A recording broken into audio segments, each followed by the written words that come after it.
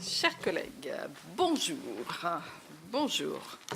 Nous allons auditionner, suite à nos deux Africains, voilà, Yves Fromion et Gwendal Rouillard, qui vont nous rendre les conclusions de leur rapport concernant le prépositionnement de nos forces dans toute la zone très très large du Sahel jusqu'à Abu Dhabi, puisqu'ils sont allés jusqu'à Abu Dhabi, donc, et à Djibouti également, mais ce n'est pas le même continent.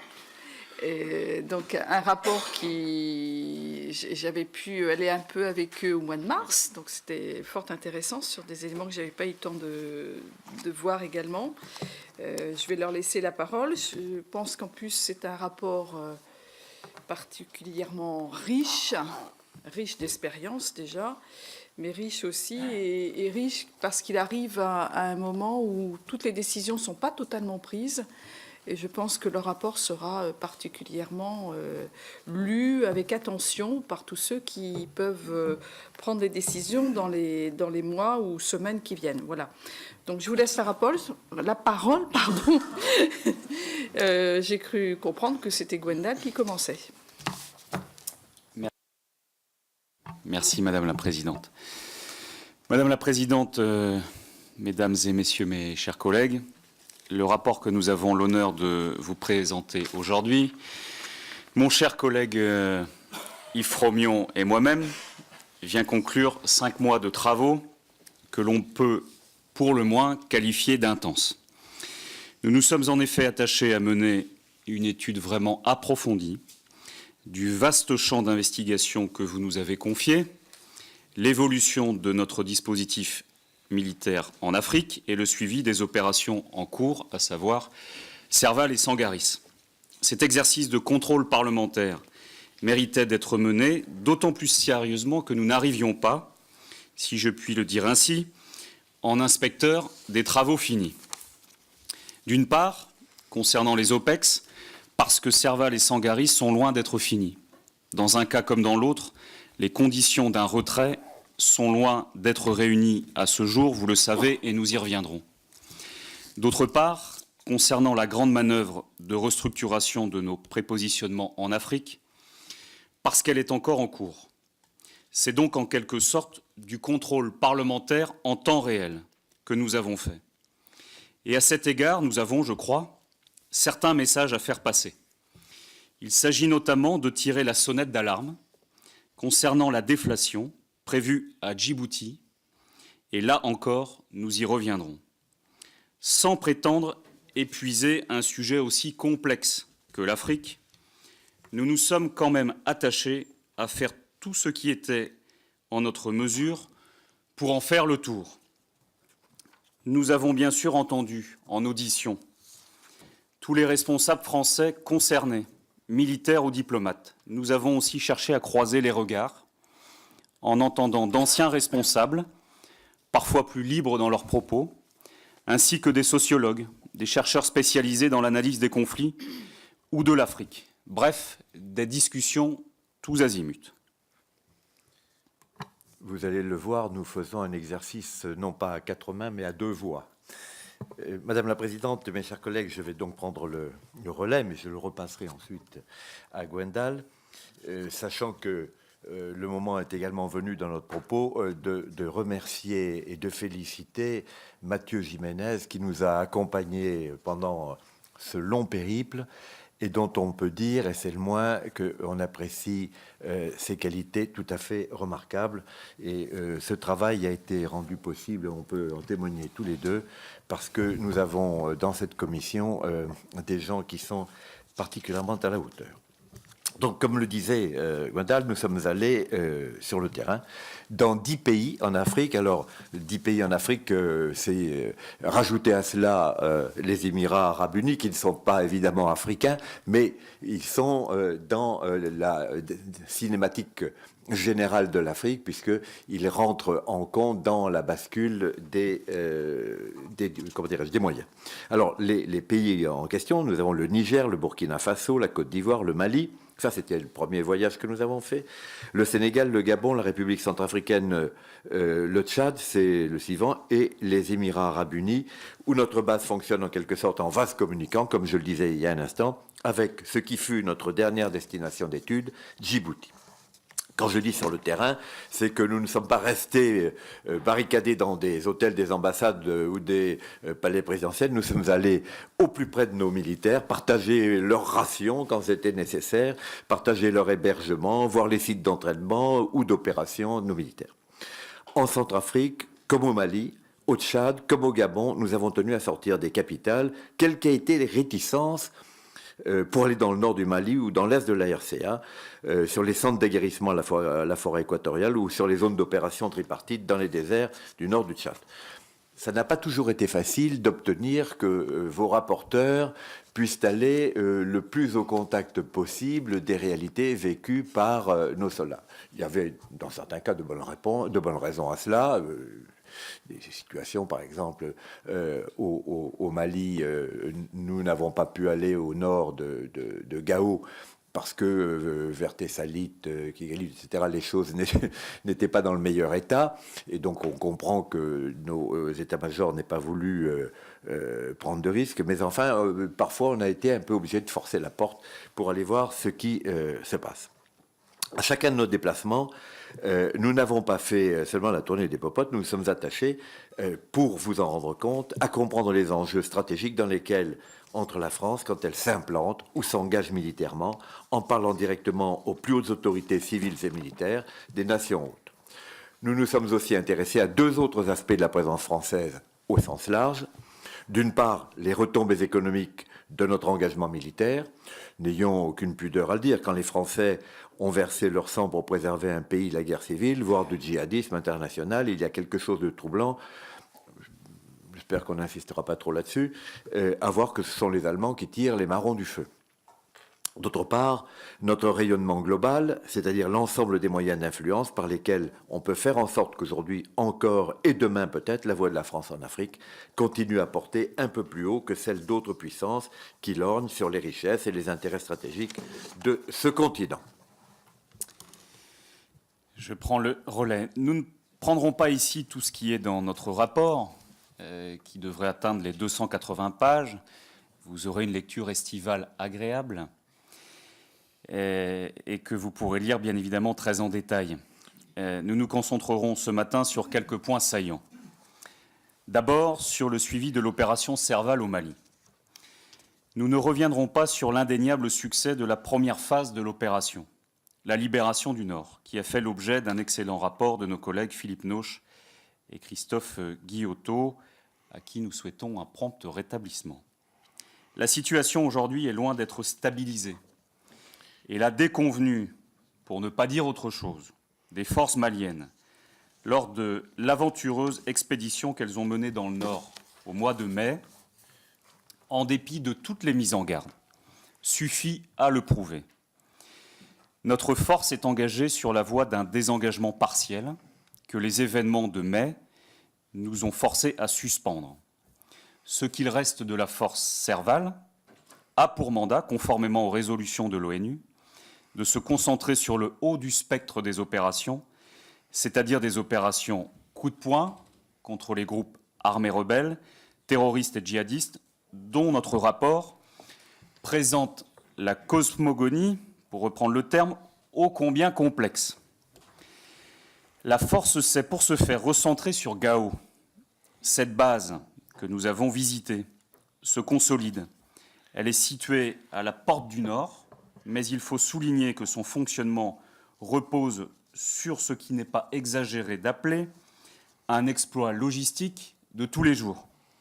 Les élongations, le climat, les faibles ressources locales et les menaces sur nos convois usent nos matériels et bien évidemment nos femmes et nos hommes.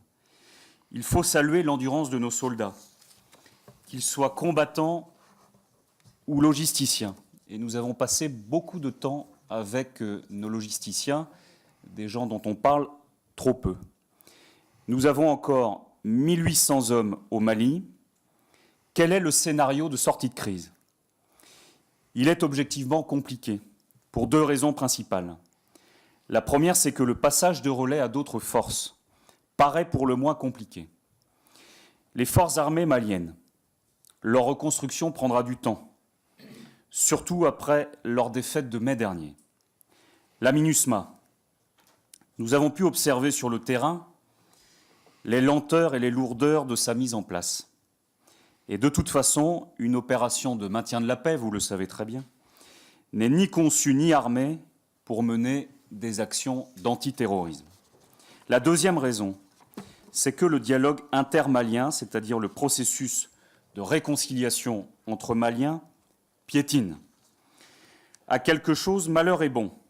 Avec la défaite des forces armées maliennes en mai, le gouvernement malien n'a plus vraiment l'option de la force dans son jeu. Mais le risque n'est pas nul, que certains préfèrent jouer le pourrissement, ou comme trop souvent dans l'histoire du Mali, on se contente d'un arrangement politique mal ficelé, si vous nous permettez l'expression, qui débouche sur une paix fragile. Alors, conformément à la mission de suivi des OPEX, nous avons aussi, naturellement, porté un regard attentif sur la situation en République centrafricaine. Il s'agit de deux OPEX qui sont, vous le savez, très différentes. Au Mali, on était dans une logique de ligne de front, en soutenant un État, au moins présent au sud, contre un envahisseur. En RCA, l'ennemi, si on peut dire, est dans les deux camps. Anti-Balaka et ex-Séléka rivalisent de violence dans leurs exactions, de méfiance vis-à-vis de la force française et, il faut le dire, de confusion des genres entre la lutte politique et le banditisme avéré. L'intervention française a porté des coups sérieux aux ex-Séléka, mais ils restent forts dans leurs fiefs du nord et de l'est, notamment dans la région qui va vers les confins, ce qu'on appelle les trois frontières entre le Tchad, le Soudan et la RCA. Donc ils restent forts dans leurs fiefs du nord et de l'est, et si le mouvement se fragmente, la ligne radicale semble prendre le dessus. Quant aux anti-Balaka, à défaut de véritables structures étatiques, ce sont eux qui tiennent une large partie du pays, avec nombre de complicités, dans ce qui est censé être la force publique et l'administration de l'État, ou en tout cas ce qui en reste, et non sans être pour certains noyautés, voire instrumentalisés par les partisans du président déchu, François Bozizé. Dans les deux cas, la combativité de l'ennemi, le mot ennemi étant là un vocable à caractère tout à fait général, puisqu'ils sont tous ennemis les uns des autres, donc la combativité de l'ennemi a été manifestement sous-estimée. La combativité et la résilience dans les deux camps, manifestement sous-estimées. Sur le terrain, la force sangaris a fait au mieux avec ce qu'elle avait, 2000 hommes et, il faut le dire, peu d'appui. L'armée centrafricaine n'étant plus qu'une virtualité, ni la police, ni la gendarmerie nationale n'ont la moindre consistance en dehors de la capitale. C'est-à-dire qu'en fait, il n'y a plus d'État construit en dehors de Bangui, pour dire les choses simplement. Alors, quant à l'Europe, on touche le front. La mission EUFOR RCA n'a pas suscité l'enthousiasme de grand monde, et on l'a évoqué à plusieurs reprises ici. Pour preuve, il a fallu 6 tours de génération de force, 6 convocations, n'est-ce pas, des pays censés contribuer, n'est-ce pas, pour constituer à peu près une mission de 800 personnes. Et encore, la moitié de ces personnes sont fournies soit par la France, soit par des États qui ne sont pas membres de l'Union européenne. C'est dire ce qui reste de la virtualité européenne, si je puis m'exprimer ainsi, dans ce dossier. Alors, il reste que la MISCA, qui va bientôt être intégrée à la MINUSMA, c'est-à-dire la mission ONU, elle est ce qu'elle est. Quel que soit le dévouement des soldats qui constituent ces forces, et l'implication politique de l'Union africaine, il faut être lucide. Ces forces manquent cruellement de moyens de commandement et de projection. Le rôle ambigu du Tchad n'a rien facilité. Et les circuits financiers entre l'Union européenne, et on pourra revenir sur cette question, un spécialiste d'ailleurs, qui n'est pas un modèle de souplesse, et l'Union africaine, qui inversement n'est pas un modèle de rigueur. Alors, d'un côté, l'absence de rigueur de l'Union africaine, de l'autre côté, la rigidité administrative de l'Union européenne. Quand vous additionnez les deux, vous voyez ce que ça peut donner sur le terrain. Et nous avons quelques anecdotes à vous conter à ce sujet-là. Donc la MINUSMA n'est même pas payée, n'est-ce pas? Et tous les approvisionnements sont très compliqués. On mise donc beaucoup sur le déploiement le 15 septembre de la MINUSMA, qui aura également une composante civile chargée d'appuyer la RCA dans la reconstruction d'un État viable.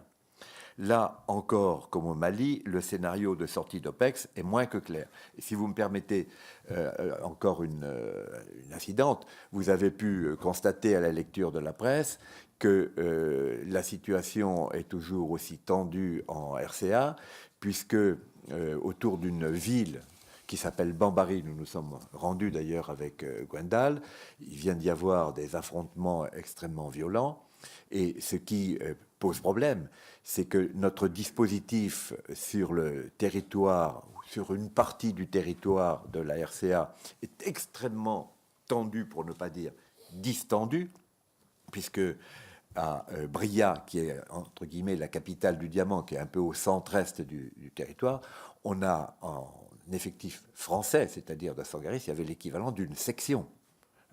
Et aujourd'hui, pendant la saison des pluies, alors même que les itinéraires sont quasiment impraticables, que les liaisons aériennes sont extrêmement difficiles pour des tas de raisons, et que donc les appuis aériens comme les basculements logistiques sont complexes, on voit bien que nos soldats sont dans une position extrêmement inconfortable, et très franchement, je crois qu'on peut saluer leur courage, leur dévouement, parce qu'ils ne vivent pas tous les jours dans des situations extrêmement agréables. Voilà.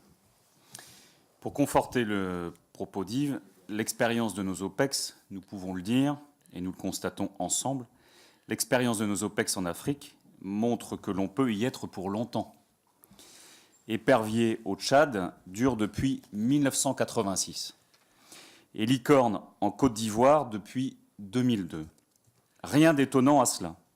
Pour résoudre une crise africaine, comme une crise en général d'ailleurs, il ne suffit pas d'intervenir ponctuellement. Encore faut-il le faire assez tôt pour que la situation ne soit pas devenue autant que possible inextricable, et encore faut-il en assurer le service après-vente, c'est-à-dire passer de l'intervention à l'action de stabilisation. C'est là tout l'enjeu pour le Mali, et c'est là que l'on n'a pas fait assez tôt en Libye, puis passer de la stabilisation à la normalisation, ce qui prend de nombreuses années, comme le montre le cas de la Côte d'Ivoire. Disons un mot sur la Libye, et l'esprit est un esprit de constat, ce n'est pas un esprit polémique. Beaucoup de nos interlocuteurs nous ont interpellés sur, je cite, l'absence de service après-vente de l'intervention française, fût-elle légitime, en Libye. Donc c'est un élément de réflexion pour progresser ensemble. Oui, je voudrais dire l'intervention française, l'intervention internationale en Libye. On n'a pas été quand même tout seul. Je voudrais simplement apporter cette correction. Voilà. Mais c'était un choix assumé à l'époque, puisque, rappelez-vous, personne ne voulait mettre les bottes sur le sol libyen, et tout le monde croyait que c'était une bonne idée. Pourquoi ? Parce que tout le monde pensait que, entre guillemets, ce qu'on appelle les révolutionnaires étaient suffisamment organisés pour prendre le pouvoir, l'assumer et assurer eux-mêmes la transition de Kadhafi. C'était une énorme erreur, on en a la preuve aujourd'hui, et donc il faut essayer d'en tirer les enseignements pour le reste. Je vais revenir sur l'affaire de l'action de l'Union européenne. Bon. D'une part, elle a du mal à intervenir dans les crises. Au Mali, il a fallu que la France mette tout son poids dans la balance pour obtenir un engagement de nos partenaires. Et encore, nombre d'entre eux se sont-ils fait attendre, et se font toujours attendre. Mais en Centrafrique, il n'est pas exagéré de dire que l'on peut passer de la déception à la désolation pour une opération qui est en fait tout à fait à la portée des Européens. Personne, ou presque, n'a répondu à l'appel. Mais ce n'est pas tout. Même en matière de coopération, c'est-à-dire d'approche globale, comme le dit souvent Madame Ashton, l'Europe paraît bien souvent trop lourde, trop bureaucratique, trop éloignée des réalités du terrain africain. Elle multiplie les initiatives et dépense assez largement, surtout en zone anglophone d'ailleurs, sans toujours contrôler suffisamment le déroulement de ces programmes. Nous n'entrerons pas ici dans le détail des histoires de chasse qui traînent ici ou là, que l'on peut collecter sur le terrain à propos des fonds européens. Elle serait plaisante, mais ce n'est pas vraiment le sujet du jour. En fait, nous constatons quoi? Que c'est la France qui s'engage pour protéger les populations ainsi que les intérêts collectifs. Parce que qu'on ne se leurre pas qu'il s'agisse de trafic de drogue, de migration clandestine, de trafic d'armes ou de sanctuaires djihadistes, ce qui menace la France menace l'Europe entière et nos partenaires européens devraient s'inspirer un petit peu plus de cette réflexion qui n'est d'ailleurs ignorée de pas grand monde. Cela nous conduit au second volet de notre mission, après Serval et Sangaris, à savoir l'évolution de notre dispositif militaire en Afrique. Cela appelle avant tout de notre part une mise en garde. On lira ici ou là que la France a tant d'hommes et de femmes en Afrique. Tant d'hommes et de femmes dans la bande sahélo-saharienne, etc. Il faut savoir précisément ce que l'on compte. Aujourd'hui, nous avons des effectifs prépositionnés à titre permanent, sous un statut ou un autre. 350 hommes à Dakar, notre point d'entrée historique en Afrique, 900 à Libreville, 1900 à Djibouti, 950 au Tchad et 450 en Côte d'Ivoire. On peut ajouter à cela les 745 hommes que nous avons à Abu Dhabi et les 1900 hommes que nous avons à Mayotte et à La Réunion, ainsi que les 320 en moyenne qui arment la mission Corimbe dans le golfe de Guinée, où la France assure, vous le savez, une permanence à la mer depuis longtemps. Cela fait en Afrique et autour de l'Afrique 7500 femmes et hommes environ. Hors compte rendu, nous avons en Afrique quelques centaines d'hommes des forces spéciales, leur effectif variant bien évidemment au gré des missions. Mais prenons quelques précautions avant d'additionner les 1800 hommes de Serval et les 2000 de Sangaris. Ces opérations sont appelées à rester ponctuelles, du moins dans leur forme actuelle, confèrent les propos que nous venons de tenir l'un et l'autre. En effet, la stabilisation de la bande sahélo-saharienne n'étant manifestement pas pour demain, il est prévu de régionaliser le dispositif militaire français dans la région, comme le ministre est venu nous l'expliquer ces derniers mois. Cela revient en réalité à centraliser au Tchad le commandement des forces déployées à Gao, Niamey, N'Djamena et leurs bases satellites de Tessalit, Abéché et Faya-Largeau, que nous avons visité, à la fois Faya-Largeau et Zouar par ailleurs, et contenir l'effectif de ce dispositif à 3000 hommes. La détérioration de la situation au Mali a conduit à différer la manœuvre ces dernières semaines. Au fond, la régionalisation du dispositif est cohérente avec le caractère transfrontalier de la menace. Celle-ci circule du Mali au Tchad, en passant par le Niger et en s'appuyant sur des sanctuaires en Libye. Bien, le second volet de la réorganisation, dont nous avons à vous rendre compte, concerne les forces prépositionnées, c'est-à-dire stationnées à titre permanent. Suivant les orientations du livre blanc et de la LPM, le gouvernement est en train de procéder à une vaste manœuvre de réorganisation de ce dispositif. Ne nous racontons pas d'histoire, l'objectif principal de cette manœuvre, c'est de faire des économies en réduisant le nombre de personnels déployés. L'idée est de ramener les personnels de 3800 à 3300 pour les seules forces de présence, Dakar, Libreville, Djibouti, Abu Dhabi. Par ailleurs, la situation politique de la Côte d'Ivoire nous ouvre une opportunité qu'il faut savoir saisir pour y pérenniser notre implantation sur la façade atlantique et profiter des grandes potentialités d'Abidjan. Compte tenu de ces contraintes, le problème est alors de trouver le dispositif le plus cohérent. Celui qui est envisagé et pas encore définitivement arbitré, on va y revenir, l'est à une grande exception près, Djibouti. Alors, quelle est l'idée de manœuvre ?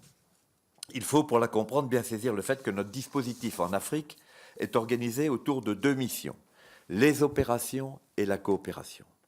Pour les opérations, nous disposons de 2 réservoirs de force appelés bases opérationnelles avancées, les BOA. L'une à l'est, c'est Djibouti, dont on va reparler. L'autre, à l'ouest, est actuellement Libreville. Pour la coopération, la précédente période de programmation avait créé un nouveau type de prépositionnement, le pôle opérationnel de coopération, c'est-à-dire une structure à un degré moindre que la base opérationnelle avancée. Pour une bonne part, un réservoir de moyens, de capacités. Donc, le pôle opérationnel de coopération, c'est la nouvelle vocation de Dakar depuis 2010, et l'opération Serval a montré que cette formule permettait de développer nos liens de coopération, qui sont désormais la principale source de notre légitimité en Afrique. On n'est plus effectivement au temps de l'armée d'Afrique, sans perte de réactivité pour l'opérationnel. C'est bien l'état-major de Dakar qui a armé en urgence l'opération Serval. L'idée qui sous-tend la manœuvre actuelle consiste ainsi à transférer de Libreville, qui était donc le pôle opérationnel précédent, de le transférer à Abidjan. Notre base opérationnelle avancée, pardon, oui, même je me trompe. On la transfère donc de Libreville à Abidjan, pour profiter des potentiels qui sont quand même bien supérieurs à Abidjan. On laisserait à Libreville un pôle opérationnel de coopération construit sur le même mode que celui de Dakar. Alors en clair, on a Dakar, pôle opérationnel de coopération, Abidjan, qui est la base opérationnelle avancée, et Libreville, qui redevient donc aussi un pôle opérationnel de coopération. On a donc 3 points sur la façade atlantique, Dakar, Libreville, pôle opérationnel de coopération, et le pôle principal, la base opérationnelle, qui est le réservoir de force essentiel, qui est Abidjan. Alors c'est donc pour ceux qui sont habitués à l'Afrique, c'est une révolution culturelle, s'agissant de Libreville bien sûr, qui est une base française extrêmement bien intégrée dans le tissu local. Libreville passerait ainsi de 900 à 350, tandis qu'on créerait ex nihilo une base permanente à Abidjan, armée par 950 personnes. Alors c'est vrai qu'à Libreville, la perspective de voir les forces françaises qui sont implantées là depuis naturellement des décennies et des décennies n'est pas toujours acceptée avec le sourire, notamment par les autorités du Gabon, mais les choses leur ont été expliquées par notre gouvernement. Alors le vrai problème, aujourd'hui, il est à l'est, et c'est Djibouti. On a l'impression que Djibouti est la variable d'ajustement de ce dispositif. Pour tenir dans l'enveloppe des 3300 hommes, on propose de supprimer 1000 postes à Djibouti, qui n'en auraient plus que 950. C'est-à-dire on passerait de 1950 à 950. Je passe la parole à Gwen. Qu'on nous comprenne bien, il ne s'agit pas de refuser par un réflexe défensif tout changement pour ce qui concerne une de nos bases traditionnelles. Mais il s'agit simplement d'une équation insoluble. Faire la même chose avec 2 fois moins d'hommes, car le problème à Djibouti, c'est que contrairement à Libreville, on réduit drastiquement les effectifs sans toucher au contrat opérationnel, ou du moins aux missions. Et pour cause, les missions, nous venons de les ratifier. Elles découlent en effet du traité que nous venons de signer, un traité de coopération en matière de défense, et dont l'encre est à peine sèche. Ouais, alors on signe un traité de coopération, et d'un seul coup, on reformate les effectifs qui sont censés permettre le bon accomplissement de la mission que la France accepte d'assumer. Djibouti est le dernier État africain avec lequel nous ayons encore une clause d'assistance. En termes clairs, nous assurons parce que nous l'avons accepté, une large partie de la défense de Djibouti, en contrepartie des avantages que nous procure notre installation en ce lieu particulièrement stratégique. Et ce serait se bercer d'illusions que de penser que tout peut se faire depuis Abu Dhabi, grâce à la 400M. Abu Dhabi est à près de 3 heures de vol pour un chasseur, et nous n'avons pas pléthore de ravitaillement en vol. Quant à l'A400M, vous le savez mieux que moi, la LPM est ainsi faite que nous n'aurons une flotte suffisante qu'en 2025, c'est-à-dire, si tout va bien, dans plus de 10 ans. Il faut ajouter que l'on a très clairement intérêt à tenir Djibouti. C'est un point stratégique de premier ordre, et il suffit pour s'en convaincre de voir que les Américains y renforcent leur base. Nous avons d'ailleurs visité un de leurs sites, que les Chinois négocient l'implantation d'une base au nord de la ville de Djibouti, près de Tadjoura, et que les Russes cherchent également à le faire. En outre, et les Japonais sont déjà présents, les Italiens, tout le monde. La terre de Djibouti suscite bien des convoitises dans tous les domaines. En outre, l'attentat du 24 mai dernier a bien montré que Djibouti et sa région, avec des voisins comme la Somalie ou l'Éthiopie, sont clairement menacés. Et on nous l'a confirmé. Et avec eux, tous nos intérêts dans ce couloir stratégique. C'est pourquoi il nous paraît plus raisonnable, au moins dans un premier temps. Et nous sommes en accord, si je puis me permettre, avec le chef d'état-major de notre armée, le général De Villiers. Il nous semble plus raisonnable de procéder autrement. Plutôt que de partir du principe du non-remplacement d'un militaire sur 2 à Djibouti, de partir d'une analyse des besoins et des ressources nécessaires telles qu'on nous l'a présenté, je crois, de manière pertinente. C'est ce qu'a fait l'état-major des forces françaises stationnées à Djibouti ces dernières semaines, qui montre qu'il faut un minimum de 1300 hommes pour rester crédibles dans ce contexte géostratégique. Ils sont aujourd'hui 1950. Le gain d'effectifs serait déjà substantiel. Et 350 hommes, c'est 1% du nombre de déflations prévues d'ici 2019. Autant dire qu'on est là dans l'épaisseur du trait. Et je me permets de terminer d'un mot en attirant votre attention sur l'actualité de ces derniers jours, pour ne pas dire de ces dernières heures, avec des affrontements au Yémen entre l'armée saoudienne et les réseaux d'Al-Qaïda au Yémen, AQPA. Ces dernières heures, au sud du Yémen, des événements ont été significatifs. Ces derniers jours, nous avons également connu des événements au Kenya. Les Shebabs sont très actifs et je termine d'un mot en disant que prenons conscience de la gravité de la situation. Je sais que c'est déjà en partie le cas, mais nous insistons ce matin pour prendre la gravité de la situation dans cette région d'Afrique. Et encore une fois, nous avons tout intérêt à maintenir la garde, à ne pas baisser la garde, parce que la France a besoin de Djibouti et Djibouti a besoin de la France.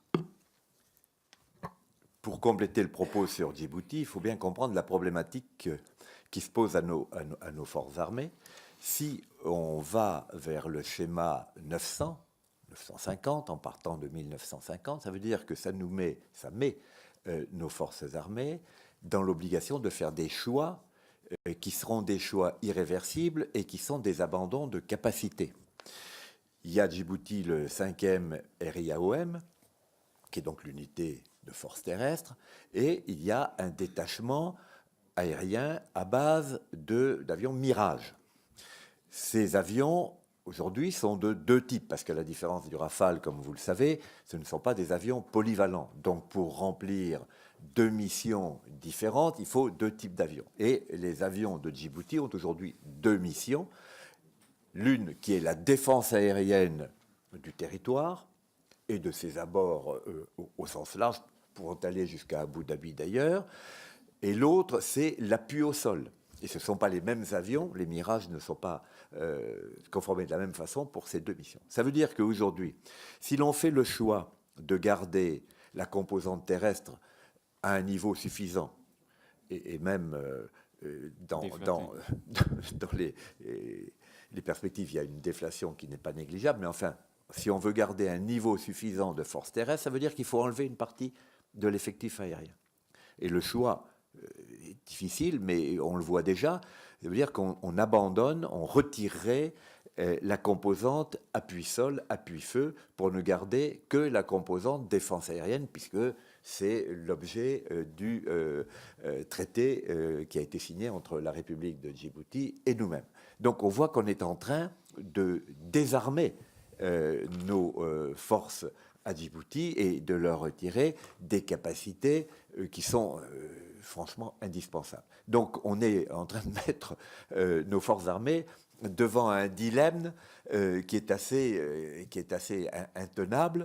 Et c'est pourquoi, je leur dis, nous avons été au plus haut niveau possible pour nous, c'est-à-dire celui du ministre, pour dire, monsieur le ministre, il y a là un problème qu'on ne peut pas traiter simplement de façon comptable en disant il faut à tout prix qu'on gagne 300 types là, et le chef d'état-major des armées avec qui nous en avons parlé est tout à fait d'accord, d'ailleurs il a laissé entendre qu'on pouvait peut-être trouver d'autres solutions, et nous militons et nous vous présentons ce travail et notre réflexion, nous militons pour que on maintienne à Djibouti au moins 1300 hommes et femmes, de façon à ce que ce point d'appui qui est devenu majeur, et la ruée, non pas vers l'or, mais vers Djibouti, de tous les pays qui ont une conscience des enjeux stratégiques dans cette partie du monde le démontre, nous ne pouvons pas aujourd'hui affaiblir notre dispositif en le laissant descendre aussi bas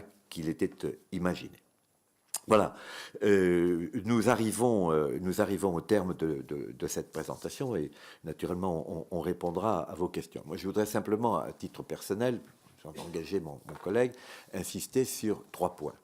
Le premier point, c'est que ce voyage en Afrique, ce déplacement en Afrique, nous a permis d'avoir au fond le révélateur de la situation de nos forces armées.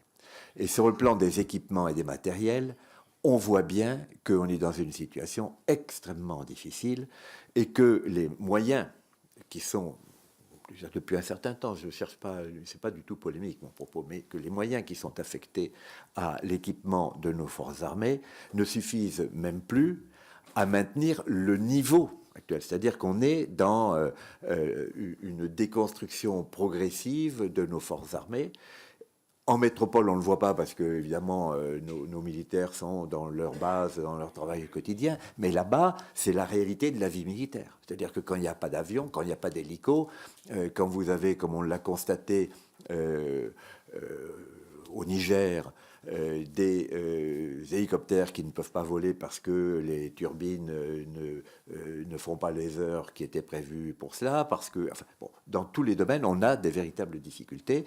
Et moi, je me permets une nouvelle fois d'insister sur le fait qu'on ne pourra pas continuer très longtemps à laisser le potentiel en matière d'équipement et de matériel se déliter, parce que c'est un peu ça la vraie vérité. Deuxièmement, s'agissant de nos effectifs, et je n'engage que moi en le disant, en l'occurrence, c'est la réflexion d'un des rapporteurs, on voit bien aujourd'hui que nos effectifs en Afrique sont dans un état de tension considérable. Personne ne peut le contester. C'est une vérité d'évidence partout où nous sommes passés. Je crois que ça ressort du rapport que vous allez lire. Et donc, je le dis, je considère que cela rend fort peu opportune l'idée d'une réduction nouvelle de nos effectifs, ou en tout cas de la façon dont c'est prévu. Bien. Je crois que là, il y a une véritable réflexion qui n'est pas une réflexion arithmétique, budgétaire, c'est simplement lié à ce que nous voulons pour nos forces armées. Et quand vous allez en Afrique, vous les voyez dans dans leur jus, c'est-à-dire dans leur mission, dans la réalité pour laquelle elles sont constituées, entraînées, formées, remarquablement d'ailleurs. Mais on voit bien qu'on est dans une tension extraordinaire. Et vous avez aujourd'hui des gens qui viennent pour des renforts de courte durée, qui sont piqués dans un peu toutes les unités, qui arrivent. Ça devient extrêmement difficile à gérer pour les responsables qui voient arriver des effectifs un peu partout. Et puis pour les unités en métropole, c'est extrêmement difficile de voir d'un seul coup partir des gens qui sont volontaires, certes, mais qui partent pour 4 mois et puis pendant ce temps-là, ils ne sont pas remplacés. Donc on est... Je ne cherche pas à porter un jugement de valeur, je pense que nos militaires font ce qu'ils peuvent pour faire le mieux possible avec ce qu'ils ont. Mais on est dans une situation où on sent que la tension sur les effectifs est véritablement très palpable en Afrique et c'est un vrai révélateur. Et le troisième point sur lequel je souhaite insister, c'est développé d'ailleurs dans le rapport, c'est l'effet des forces prépositionnées. Les forces prépositionnées sont un atout indéniable, parce que ça permet effectivement d'être réactif si c'est nécessaire. Ça permet, deuxièmement, d'aguerrir nos troupes, parce que par le jeu des relèves régulières, avec les installations de formation, d'instruction qui sont sur place, soit pour la formation au combat au désert, soit pour la formation au combat en jungle, etc., nos soldats sont véritablement mis dans des situations de combat, parfois les plus exigeantes, les plus extrêmes, et c'est ce qui fait qu'ils suscitent l'admiration de tous les pays qui voient nos soldats, y compris les Américains, y compris les Britanniques. L'inconvénient du prépositionnement, c'est qu'évidemment, il risque d'entraîner notre pays dans des situations difficiles. On le voit avec la République centrafricaine, où on avait une unité qui était présente, et personne ne peut comprendre, et on a bien vu d'ailleurs les réactions dans la presse à l'époque, personne ne peut comprendre que les soldats français restent l'arme au pied, sans bouger, alors qu'il y a des massacres qui se déroulent aux portes de leur cantonnement.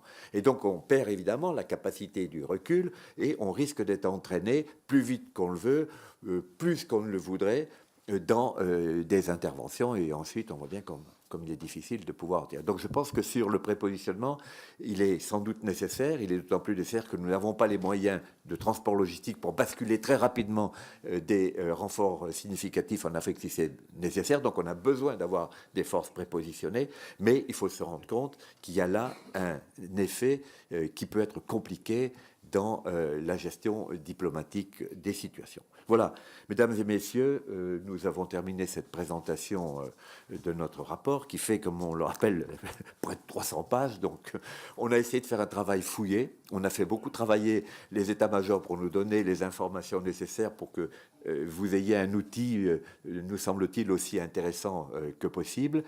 Et je renouvelle à nouveau en notre nom à tous les deux. C'est pas l'UMPS, hein, je suis sûr, hein, non, on est notre nom à tous les deux. Nous renouvelons nos félicitations, nos remerciements à Mathieu Giménez, qui a fait un travail vraiment tout à fait considérable et je dirais même assez exceptionnel. Voilà, merci. Chers collègues, je me permets quelques mots pour compléter ton propos. D'abord pour saluer également le travail de Mathieu Giménez. Je confirme le travail remarquable. Merci, cher Mathieu. Dire 3 choses rapidement. Mon sentiment, c'est que la France fait les bons choix sur sa stratégie et sa nouvelle organisation. Les états-majors nous l'ont confirmé et nos militaires, y compris ceux qui sont revenus du Mali et de RCA, confirment ça. Donc ça, c'est un pilier important à l'édifice français. Pour preuve, on n'en a pas parlé, mais on peut échanger ce matin si vous le souhaitez, c'est les complémentarités qui se construisent entre la France et nos partenaires africains sur le développement de l'action de l'État en mer, dont on a peu parlé à l'instant, mais les progrès sont notoires et la France a un rôle particulier à jouer. La deuxième chose, pour faire la transition, c'est que depuis ces derniers mois, depuis nos échanges nombreux avec les dirigeants africains, président de la République, ministre et j'en passe, je crois pouvoir dire en notre nom que nous avons constaté une prise de conscience réelle des dirigeants africains sur la nécessité de ne pas parler simplement de développement, mais de considérer que la clé du développement, c'est aussi la défense et la sécurité. Et en conséquence, que les États africains eux-mêmes doivent investir, passer des discours aux actes. Donc en fonction de tel ou tel pays, nous avons constaté de manière plutôt positive des efforts réels, à la fois dans la formation des armées et dans l'équipement des armées en Afrique, leur capacité à travailler avec l'Union africaine, avec les organisations sous-régionales, par exemple la CEDEAO, et on sent bien que la France doit continuer à accompagner ce mouvement, c'est une des clés. Donc d'un côté, prise de conscience, mais de l'autre, des limites indéniables. Et la France a une responsabilité, je le disais, particulière en la matière, et me semble-t-il, elle a raison de le faire. On a beaucoup passé de temps sur nos dispositifs de coopération, en particulier les écoles nationales à vocation régionale, les ENVR. On en a sur une quinzaine en Afrique, on en a visité 3 de mémoire. C'est un outil précieux, on pourra en parler si vous le souhaitez dans la discussion. La France contribue avec les pays hôtes à former des centaines et des centaines de jeunes officiers, sous-officiers africains. Ça permet à des dizaines et des dizaines de nationalités africaines de se rencontrer. C'est au crédit de la France, c'est une action précieuse, c'est un mouvement qui part de loin, c'est un mouvement qui t'accélère. Et c'est vraiment, pour nous, je crois que je peux parler en ton nom Yves, vraiment un élément très précieux de notre dispositif, ou comment concilier de mieux en mieux coopération et opération. Le dernier mot sur nos militaires. Nous avons l'habitude, dans cette commission et au sein de l'hémicycle, d'utiliser à bon escient et régulièrement le mot de fierté. S'il y a bien un mot qu'on peut reprendre ensemble, c'est le mot de fierté. Pas seulement la fierté, j'allais dire, du politiquement correct, la fierté du concret, la fierté des réalités, la fierté des femmes et des hommes qui sont particulièrement impliqués. Je vous avoue que j'ai été particulièrement impressionné par leur implication. Vous allez me dire à juste titre, c'est leur métier, ça tombe bien. Pour autant, dans les conditions climatiques que vous imaginez, quand on était avec la 13 à Abu Dhabi, quand on est allé rencontrer nos militaires au centre d'aguerrissement dans le désert, il faisait près de 55 degrés, donc vous imaginez le climat que nos militaires vivent, au moins en grande partie, les conditions climatiques, et puis l'exercice des missions particulièrement difficiles. Donc je tiens vraiment à exprimer notre fierté ressentie, constatée de nos militaires, même si les difficultés demeurent, nous sommes là pour contribuer à les régler, mais en tout cas, fierté de nos soldats et fierté du drapeau.